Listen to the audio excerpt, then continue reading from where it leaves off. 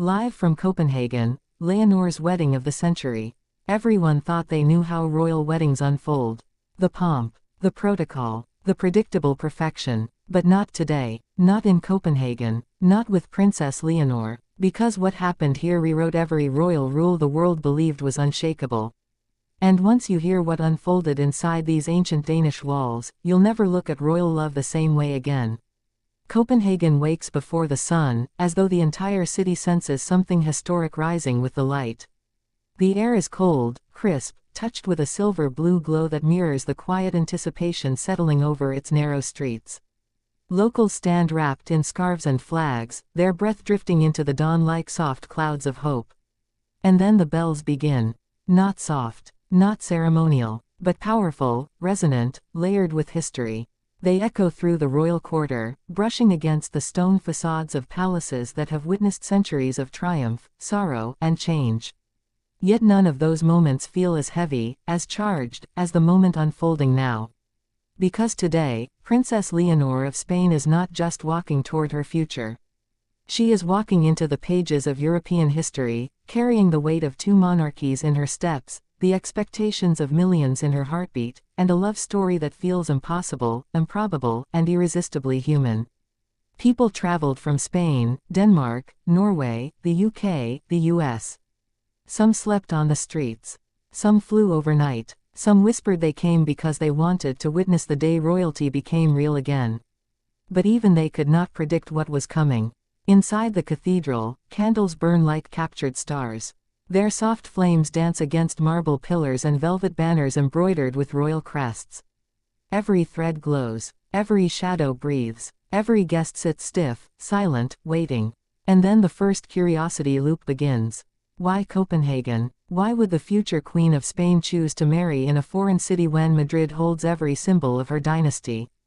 The answer, whispered between diplomats and insiders, is a secret woven with diplomacy, history, romance, and one unbreakable truth: the groom's lineage has ties that bridge the Iberian and Scandinavian worlds in ways the public never fully understood. But before that truth settles, another question rises. Why now? Why at this age, at this moment, when Leonor stands so close to inheriting one of Europe's most storied thrones? The world held theories. They were all wrong. Because the real reason wasn't strategy, pressure, or tradition. It was love. A love that grew quietly behind palace walls, far from cameras, far from speculation, far from the rigid scripts that govern royal life.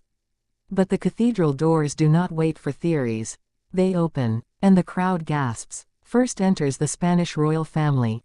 King Felipe stands tall, expression measured yet heavy with pride that softens the sharpness in his eyes. Queen Letizia glides beside him, elegance wrapped in modern strength, her gaze steady, shielding her emotions with the dignity of a queen, and the heart of a mother.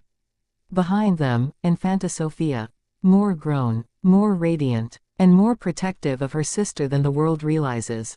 Each step they take pulls the audience deeper into the ceremony's emotional undercurrent: family love meeting royal pressure, personal heart meeting public expectation. But even this is only a prelude. Because the groom enters next. The cathedral tightens around him. Every whisper fades. Every breath holds. He walks with the posture of a man raised within heritage but shaped by something more grounded. His eyes hold something rare, sincerity untouched by entitlement. And in that sincerity lies the secret of why Leonor said, yes. Another curiosity opens. Who is he, truly? The world knows what the press has printed. But those closest to the couple speak of something deeper. A young man who saw Leonor not as a princess, not as a future queen, but as a woman trying desperately to be understood beyond her destiny. Someone who made her laugh when palace life made her stiff. Someone who listened when the world expected her to perform. And so her family accepted him. Slowly, carefully, but wholeheartedly. The music shifts. Soft violins rise, carrying a melody familiar to Spain yet reimagined by Danish composers. A fusion of nations. A fusion of hearts. Every guest stands. And the moment the world waited for breathes into existence. Princess Leonor appears. Not in overwhelming brilliance. Not in excessive grandeur. But in something far more powerful, symbolic simplicity. Her gown flows like liquid light. Not white. Not ivory. but a pale moon silver chosen to honor both Spanish royal tradition and Scandinavian minimalism. Its fabric catches every candle, every lantern, every flash of emotion in the room.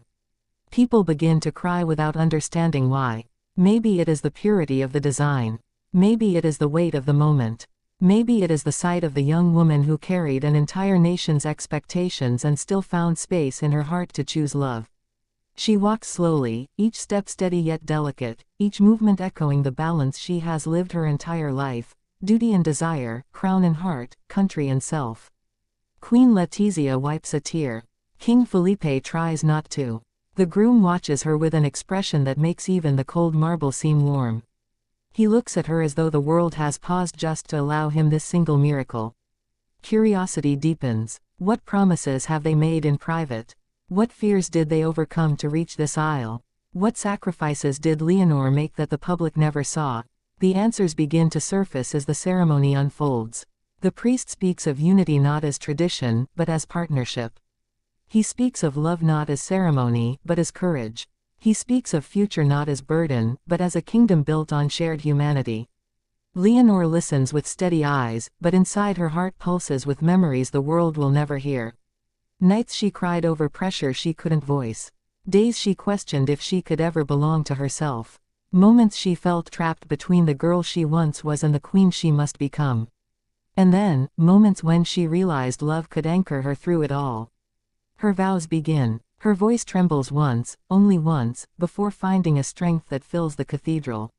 She speaks of loyalty, not to a crown, but to a soul. She speaks of trust, not as a royal duty, but as a human need. She speaks of future, not as destiny, but as choice. The groom's vows follow, quieter but steady. He promises to stand beside her, not above, not behind.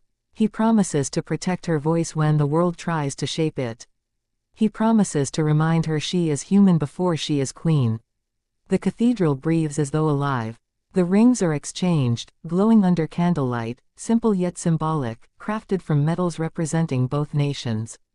Another curiosity arises. What changes now? What will this marriage mean for Spain? For Denmark? For Europe? For the monarchy itself? Experts whisper that Leonor's reign may mark the beginning of a new era. A monarchy rooted not in distance, but presence. Not in power, but in connection. Not in control, but in humanity. But even the experts do not fully understand what comes next. Because what follows the vows is the moment that shakes the world. Leonor turns to the audience, tears shining but unshed, and she does something no Spanish monarch has ever done during such a ceremony. She speaks directly to the people. She thanks them. She honors them. She acknowledges their struggles, their loyalty, their patience.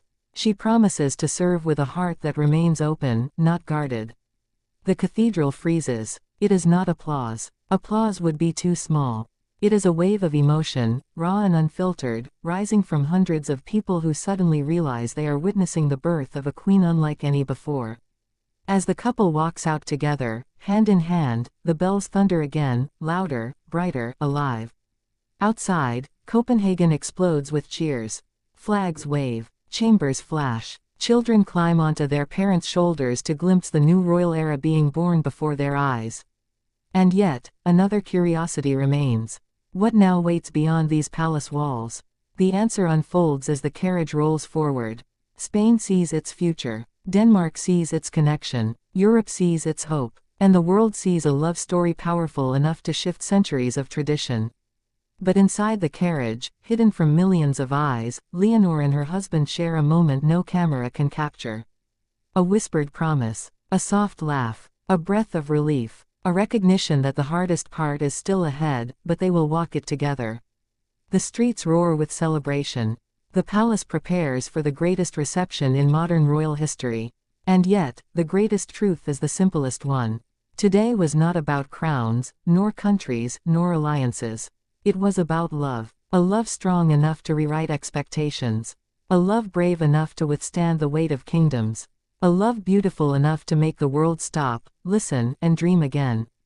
This is Copenhagen. This is history. This is the wedding of the century. And this is only the beginning of Princess Leonor's reign.